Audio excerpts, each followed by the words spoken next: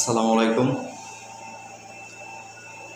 আসন্ন ত্রয়োদশ সংসদ নির্বাচনে ময়মনসিংহ 11 বালুকা আসনের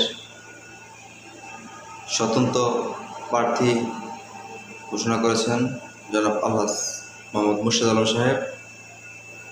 সেই লক্ষ্যে আমরা পাড়াগাঁও 1 নং ওয়ার্ডবাসী সকলে ঐক্য হয়ে মুর্শেদ সাহেবকে বিপুল ভোটে 1 নং ওয়ার্ডবাসী ভোট দিয়ে জয়যুক্ত করে আনবো ইনশাআল্লাহ। আসুন সবাই হাতে কাঁধ মিলিয়ে ঐক্য হয়ে সবাই মুর্শেদ সাহেবের পক্ষে কাজ করি এবং তার হাতকে শক্তিশালী করি। আগামী দিনে আমরা সবাই ত্রয়োদশ সংসদ নির্বাচনে বিজয়ী করে সংসদে পাঠাই। শিল্পনগরী বালুকাকে মডেল থানা হিসাবে রূপান্তরিত করে এই আশা আমরা সবাই প্রত্যাশা করি।